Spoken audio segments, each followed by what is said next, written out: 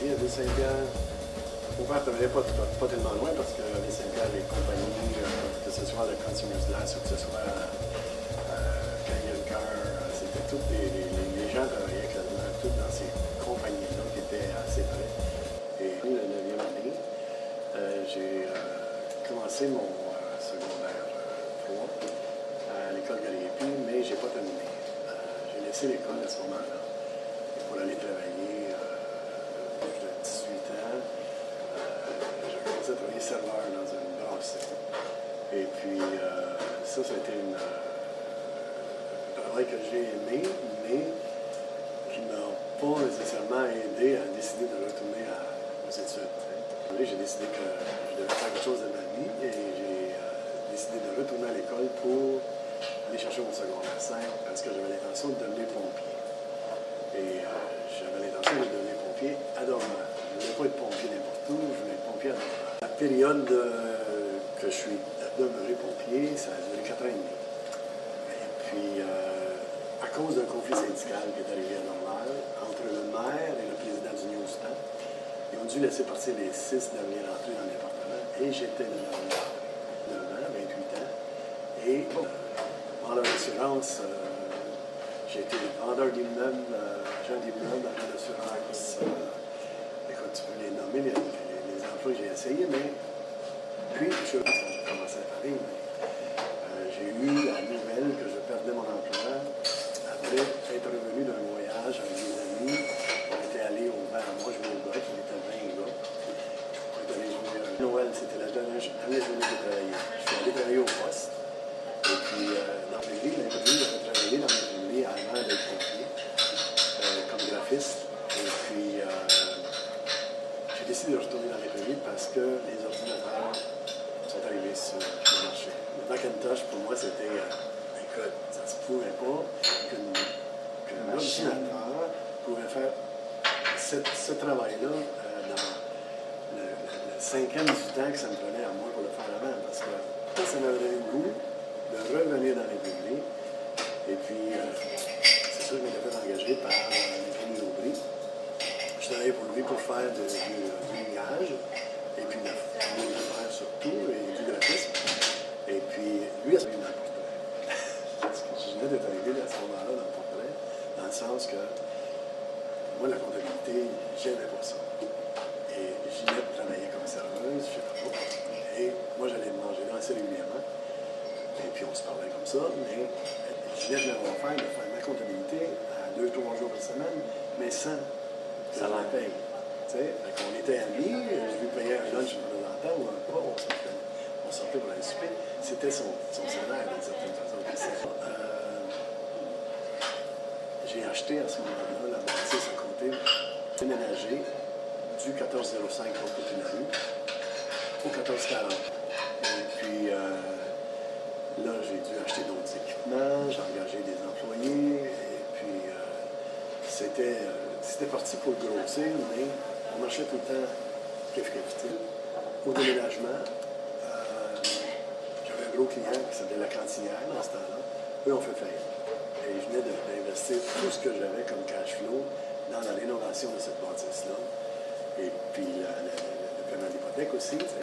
Et puis ça a été un petit peu dangereux dans cette période-là parce que le gérant de banque nous appelait de façon régulière. Puis on était dans le rouge, complètement stédé. Pour faire une longue histoire courte, j'ai décidé d'aller passer une fin de semaine à Saint-Benoît-du-Lac pour vraiment mettre les choses en place. Et avant de partir, j'avais dit à Ginette, parce qu'on n'était pas en couple à ce moment-là. J'avais dit à Ginette, écoute, je dois aller à Saint-Benoît-du-Lac absolument pour penser à mes choses. Là. Quand je reviens, je vais avoir pris des grosses décisions. Préparer mentalement, ça se peut que je vende tout. Je vende tout puis que je retourne comme courtier à l'imprimerie. J'ai continué d'être courtier jusqu'à temps de décider de partir au café. Parce que ici, c'est notre bébé de naissance. Même si au début, je n'étais pas supposé travailler avec moi. J'étais supposé partir sur tout ça. Puis ça allait. On est correct, on peut le faire. Parce qu'on est 24 sur 24, nous autres ensemble. Je pourrais peut-être écrire un livre. On a fait la rénovation ensemble. On n'a pas sur l'horaire.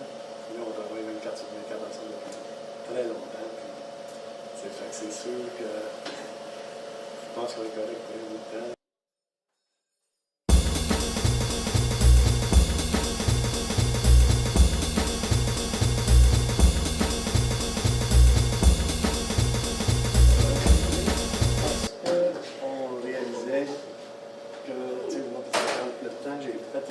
Ici, puis dans les autres. La première chose qu'on a faite, c'était le mur de briques. J'ai dit, ça prend-tu m'aider à faire le mur de briques? Ouais. Je me suis balancé le ciment. J'ai dit, d'accord. On a fait ce mur-là. Puis à chaque fois que je rentrais, ben, au moins ça, c'était fini, ça me donnait du pain. Puis là, on a fait l'autre. Puis après, ça a commencé à partir. Mais tu sais, c'est la partie commerciale de la bâtisse du 1400. On pourrait faire commencer le restaurant. Mais les intentions de bâtir le restaurant comme ça, avec un chef, avec mon ami qui vient travailler avec moi, avec de la musique sur le stage, des amis qui venaient jouer de la musique. C'était pas réaliste. C'était vraiment pas réaliste. Mais quand on a eu fini, quand j'ai eu fini de faire la rénovation, à ce moment-là, j'ai eu la couturière et sa fille qui sont venues me rencontrer pour louer l'espace. Conclusion que la formule qu'on a présentement, c'est-à-dire au comptoir avec la soupe, des sandwichs, des desserts, ouvert de 7h30 à 2h l'après-midi. C'est pas mal ça qu'on veut. Puis si on réussit à payer nos affaires, puis une coupe de croisière par année, bien, ça va être parfait. Ginette et moi, je pense qu'on a la même vision. C'est même dans le temps que j'avais à l'imprimerie, mon slogan, c'était pour ceux qui méritent un peu plus. Okay. Ce slogan-là, il est dur encore aujourd'hui. C'est important qu'on soit conscient que les gens qui viennent ici, ils méritent un peu plus. Puis on essaie vraiment. Tu sais, je pense que c'est pas juste un slogan. On donne un peu plus. Notre trio, c'est un quattro. C'est pas un trio. On donne un petit peu plus, et on aime ça. Puis le fait de garder la clientèle, je pense que c'est parce que les clients deviennent des amis. C'est pas nécessairement. On a des clients. On a des clients qui sont vraiment clients. Ça ne nous dérange pas qu'ils ne viennent pas. Que tu ne connaisses pas leur nom. Non, c'est ça. T'sais. Mais ça, il y en a partout. Mais nous, la majorité de nos clients, puis c'est ce que j'essaie de transmettre aussi aux employés qu'on a engagés dernièrement, que c'est important qu'on les accueille comme si c'était des amis, parce que ça devient des amis automatiques. Puis, je pense que c'est parti pour grossir encore comme ça. Oui. C'est égal. Oui, ça, c'était vraiment. On ne s'y attendait pas de toute façon. Avant que M. Dauphin vienne me rencontrer pour me dire qu'il m'avait envoyé une lettre qu'il ne m'avait pas envoyée. J'étais satisfait, agréablement surpris, puis très satisfait d'accepter ce prix-là. Mais comme j'ai mentionné dans mon speech, où je m'enfargeais partout, là, c'est vraiment grâce à vous autres, c'est vraiment grâce à la clientèle, c'est pas nous.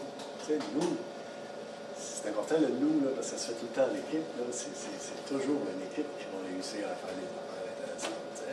Ça se fait pas tout seul. Tout seul, tu peux faire un petit bout, mais t'es mieux de trouver une équipe, t'es mieux de trouver un bon coach, ça c'est bien évident. T'sais. Mais si on n'avait pas la clientèle qu'on a, on ne serait pas rendu où on est. Donc, on donne, vous donnez, et c'est comme ça. On a l'intention de s'occuper de nos clients, puis je pense que nos clients vont s'occuper de nous autres en venant nous encourager encore. C'est ça qui est bon. Regarde où tu vas sur la sauvegarde. Oui. Merci à vous. C'est sûr que l'autre, on a dit à 63, tu commences à partir à 65, peut-être ralentir. Malgré que j'ai la prétention de dire que ma retraite, je la prends à 102 ans. Je ne vais pas arrêter, je n'ai pas l'intention d'arrêter, mais c'est sûr qu'il faut commencer à penser à ça, que s'il y a une relève, tant mieux. S'il n'y en a pas, ben, je ne veux pas qu'on laisse partir quand même le café. On peut travailler quand même assez longtemps dans ça, si on a un bon staff, naturellement. Prendre un peu plus de temps pour nous autres que maintenant, parce que c'est quand même... Si les gens continuent à être contents d'être ici, puis d'être à nous honorer, moi, c'est juste ça que je souhaite. Tu sais, c'est pas obligé de. C'est pas une question monétaire, c'est une question. Je veux que ça laisse longtemps. Tu sais, l'avenir, c'est. Je suis pas vraiment inquiet. Tu sais. Je suis pas inquiet que ça ira pas bien. Tu sais.